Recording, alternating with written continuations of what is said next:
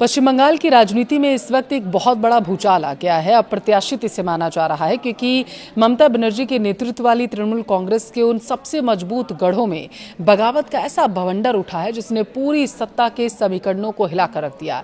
राज्य के जिन इलाकों को कभी टीएमसी का अभेद्य और अजेय किला माना जाता था, आज वहां नगर पालिका पार्षदों ने सामूहिक इस्तीफों की ऐसी झड़ी लगा दी है कि कई मजबूत निकाय बोर्ड ताश के पत्तों की तरह ढह चुके हैं। बैरकपुर के इंडस्ट्रियल बेल्ट से लेकर पार्टी के सबसे वीआईपी क्षेत्र माने जाने वाले डायमंड हार्बर तक अंदरूनी असंतोष का लावा यहां फूट रहा है। इस अचानक आए इस्तीफों की आंधी ने न सिर्फ स्थानीय विकास कार्यों को पूरी तरीके से ठप कर दिया, बल्कि तृणमूल कांग्रेस के शीर्ष नेतृत्व की रात की नींद को उड़ा कर रख दिया। सवाल ये, आखिर ये बगावत हुई क्यों? इसकी वजह क्या है? आइए जरा इसे विस्तार से समझते हैं। नमस्कार, आपके साथ मैं पल्लवी रविंद्र सिंह। पश्चिम बंगाल में राजनीतिक घमासान तेज हो गया। एक तरफ जहां तृणमूल कांग्रेस एक बड़े विद्रोह का सामना कर रही है, तो वहीं दूसरी तरफ पार्टी सुप्रीमो ममता बनर्जी ने मोर्चा संभालते हुए कोलकाता में धरना शुरू किया। कोलकाता की सड़कों से होकर हटाए जाने के खिलाफ उन्होंने यह प्रदर्शन शुरू किया था।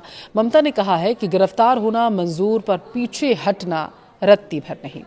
चुनाव के बाद टीएमसी कार्यकर्ताओं और नेताओं पर हो रहे हमलों और रेलवे के हॉकर बेदखली अभियान के खिलाफ पूर्व मुख्यमंत्री ममता बनर्जी मंगलवार 2 जून 2026 को सेंट्रल एवेन्यू के एम्प्लेडेंट पर एक दिवसीय धरने पर बैठी थी। बिना पुलिस अनुमति के प्रदर्शन, ये आरोप लगाया गया उन पर। देखिए, पुलिस ने इस धरने की अनुमति नहीं दी थी, ये कहा जा रहा है, लेकिन ममता बनर्जी ने स्पष्ट चेतावनी दी कि अगर हमें धरने की अनुमति नहीं मिली तो मैं वहां पर बैठ जाऊंगी जहां मुझे रोका जाएगा।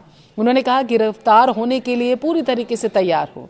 उन्होंने ये भी कहा अगर कोलकाता में आवाज दबाई गई तो दिल्ली में जाकर उनकी तरफ से प्रदर्शन किया जाएगा। देखिए, ममता बनर्जी ने दावा किया कि विधानसभा चुनाव के बाद से अब तक टीएमसी के 12 कार्यकर्ताओं की हत्या की गई, हजारों कार्यकर्ताओं को गिरफ्तार किया गया, कई के घरों को नुकसान पहुंचाना गया है और कई तो घर से भागने को मजबूर हो गए। उन्होंने आरोप लगाया कि उनके भतीजे और टीएमसी के राष्ट्रीय महासचिव अभिषेक बनर्जी को हाल ही में सोनारपुर में निशाना बनाया गया, जहां उन पर अंडे और पत्थर फेंके गए। ममता बनर्जी ने गंभीर आरोप लगाते हुए कहा है कि हमले के बाद अभिषेक को उचित डॉक्टरी देने से लेकर के बताया जा रहा है, अस्पतालों पर भी दबाव डाला गया। धरने के दौरान ममता बनर्जी ने कहा लड़ेंगे, मरेंगे, लेकिन हटेंगे नहीं। पूर्व सीएम ने कहा है शहर से हॉकरों को हटाने के खिलाफ टीएमसी का आंदोलन जारी रहेगा। देखिए, बीजेपी की सरकार गुंडागर्दी कर रही है, यह टीएमसी की तरफ से आरोप है। उन्होंने कहा कि नेताओं और कार्यकर्ताओं पर हमले हो रहे हैं और इस मौके पर सांसद कल्याण बनर्जी का भी बयान सामने आया। उन्होंने कहा आने वाले दिनों में हम और भी बड़े प्रदर्शन करने की तैयारी कर रहे हैं। तृणमूल कांग्रेस की सुप्रीमो ममता बनर्जी ने आरोप लगाया कि भाजपा ने हाल ही में संपन्न पश्चिम बंगाल चुनाव में जीत हासिल करने के लिए मतदान की गई 294 सीटों में से 177 पर मतगणना में धांधली की है।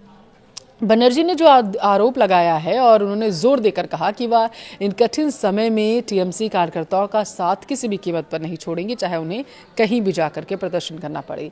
टीएमसी के 50 विधायकों की बगावत अब कैसे हुई, जरा वो समझिए। देखिए, तृणमूल कांग्रेस को अपने इतिहास के सबसे बड़े आंतरिक संकट का सामना करना पड़ा। पार्टी से हाल ही में निष्कासित किए गए नेता रिजू दत्ता ने एक सनसनीखेज दावा किया। बंगाल की राजनीति में महाराष्ट्र मॉडल दोहराने की उनके जरिए बात कही गई।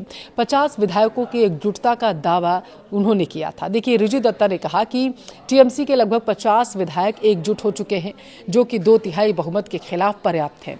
उन्होंने कहा कि हम असली तृणमूल कांग्रेस हैं। विधानसभा में विपक्ष के नेता शुभेंदु चट्टोपाध्याय नहीं, बल्कि ऋतुव्रत बंदोपाध्याय होंगे, ये उनकी तरफ से कहा गया। देखिए, बागियों ने मांग की है कि बहुमत उनके पास होने के कारण पार्टी का नाम और चुनाव चिन्ह भी उन्हें ही मिलना चाहिए। दरअसल ये पूरा विवाद उस समय शुरू हुआ जब विधानसभा चुनाव में हार के बाद विपक्ष के नेता और मुख्य सचेतक की नियुक्ति को लेकर के विधानसभा में दस्तावेज सौंपे गए थे। टीएमसी से निष्कासित 2 विधायकों ऋतुव्रत बंदोपाध्याय और संदीपान साहा ने आरोप लगाया कि इन डॉक्यूमेंट्स पर उनके फर्जी हस्ताक्षर किए गए। राज्य की बीजेपी सरकार ने इस मामले की जांच अब सीआईडी को सौंप दी है। बगावत की गंभीरता का अंदाजा इस बात से आप लगा लीजिए कि सोमवार को ममता बनर्जी के आवास पर बुलाई गई टीएमसी विधायकों की अहम बैठक में 80 में से केवल 20 विधायक ही पहुंचे। इसके तुरंत बाद पार्टी ने विरोधी गतिविधियों में शामिल होने के आरोप में संदीपान साहा और ऋतुव्रत बनर्जी को निष्कासित कर दिया। ममता बनर्जी ने इस फूट पर तंज कसते हुए कहा कि कई नेता सालों तक सत्ता का सुख भोगने के बाद अब अपने निजी स्वार्थ के लिए पाला बदल रहे हैं और भाजपा के संपर्क में हैं। ये ममता बनर्जी की तरफ से दावा किया गया। उन्होंने ये भी कहा है कि एक संदेश मिला था कि अगर अभिषेक बनर्जी को संगठन के नेतृत्व से हटा दिया जाए तो कुछ बागी नेता पार्टी में वापस आ सकते हैं। ममता ने साफ कहा है कि बिना विचारधारा वाले लोग पार्टी को अपनी शर्तें नहीं बता सकते। पश्चिम बंगाल की राजनीति इस समय देखिए बेहद नाजुक मोड़ में है, जहां एक और पार्टी के बागी नेता विधानसभा अध्यक्ष यानी स्पीकर से मिलने की तैयारी कर रहे हैं, तो वहीं ममता बनर्जी अपनी बिखरती पार्टी को एकजुट करने और संगठन को नए सिरे से खड़ा करने के लिए सड़कों पर उतरती हुई नजर आ रही हैं।